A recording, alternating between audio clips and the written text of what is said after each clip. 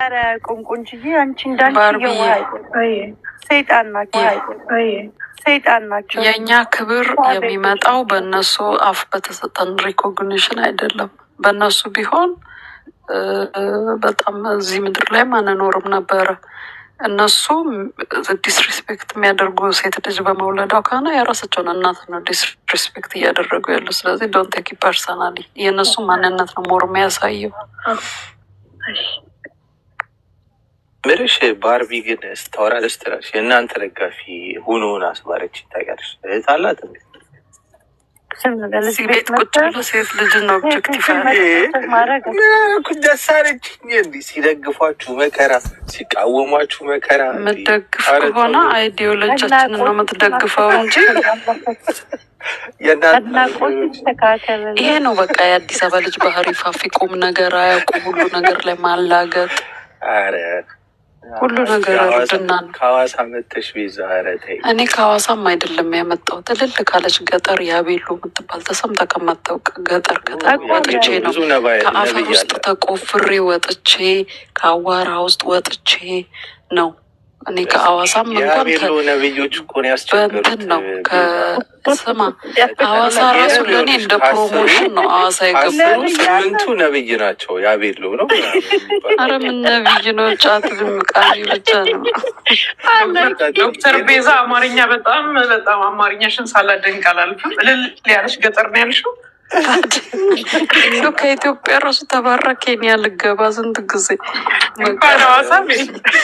አይና ኬንያ ራሱ አልቀበልም ብላለች። የኔ እኮ የወንድሜ ሚስት እኮ የያቤሎ ልጅ ናት። በሆነ ብስቲ ዘመዴ እንዳታናቸው ደግሞ እንዳደ የያቤሎ። ኧረ ሁላችንም ተቆፍረን የወጣን ነው የምንመስለው ካፈር ውስጥ። እኔ እንደውም እንዴት እንደቀላው እኔ ለምን እንደቀላው ታውቃለህ? ማይ ዳድ ኢዝ ፍሮም ኖርዝ። አባቴ አስተማሪ ሆኖ እዛ ተመድቦ ሄዶ ነው እኔን የወለደኝ። ፊዚክስ አስተማሪ ነበረ ነው አባቴ። እና ለዛ ነው የቀላሁት። እሱ ነው ትንሽ ቀላት ይዞልኝ ሄደው። አይ አስተማሪ ልጅ ሆንሽ። እኔ እኮ ጁስ ስለሆንሽ ዝም ብለሽ ዝም ሳታጠኝ ስማርት ምናምን ሆንሽ ነበር ይመስላል። አላጠናም። ሳላጠና ነው ስማርት የሆንኩት። በዘሬም ስማርት ነኝ፣ ጆሽ ነኝ። በዛ ላይ አስበው። ያቤሎ የሚል ዘፈን አለ። አዎ የእንትና የአቡሽ ያቤሎ ልጅ ነው። ባይዘው ዘፋኙ አለ አቡሽ ቆንጅየው ዘፋኙ ይሄ እንደውም የአቦ ልብስ ለብሶ ሰይፉ ጋር ኢንተርቪው የተደረገው ያ ዘረኛ ያለው ነው። እንዲህ ነን ያቤሎ ልጆች፣ ሩህሩሆች ነን። ሩህሩሆች እሱ ልጅ ወደዋለሁ በጣም ነው የሚመቸኝ። አንቺ ያቤሎ ልጆች ስስ ብልቶችሽ ናቸው። እኔ ሳላቂ መጡብኛል። ችግራችሁ ያልኩሽ ነው። የወንድሜ ሚስት ቢዩቲፉል ዩሲ በዘራችሁ ነው። ጥሩ ያገባሽውም ከዛ ነው። ቤዛ ያቤሎ ሰውን ያገባሽው አይደለም። ሐዋሳ ምን ያክል ሩቅ ነው? ያቤሎ ማለት 400 ምናምን ኪሎ ሜትር።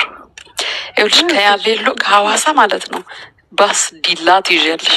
ከዲላ አገረ ማርያም ይባል ትይዣለሽ።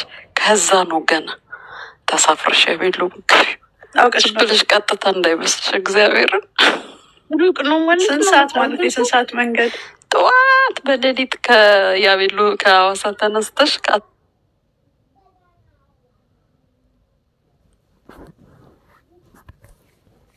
ግን ቤዛ እንዳይደብርሽ ምናምን ማለት ገጠር ምናምን ስንሄድ ማለት ነው ምር ነበር የሚያደርጉን። ኮዳ ስጡን ምናምን እያሉ ማለት ነው። ኮዳ ምናምን ጠይቃቸው። ሁሉም የኢትዮጵያ ገጠር ይሄን ያቤሎ ሪፕሬዘንት የሚያደርግ መስሎ ሆነ የእኛ ፈረንጅ። ይሄኔ እኮ ደብረ ዘይት ሄደክ ነው እንዲህ ብለህ የምታወሩ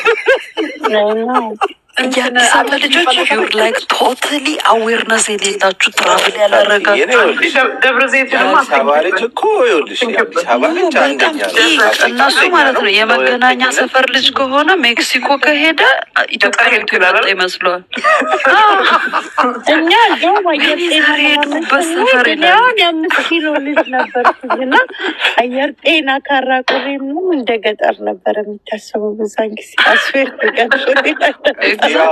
እኔ ሁለቱ ጀለሶች አስኮ ነበር። የእኛ ዘመዶች ቤላ ናቸው። የእኛ ከዝኖች ቤላን ያሉትና ከቤላ ደብረ ዘይት ውስጥ መውጣት ይሻላችሁ እንላቸው ነበር ማለት ነው። አዲስ አበባ ነኝ ከምትሉ ቤላ ተቀምጣችሁ እንላቸዋለን። በጣም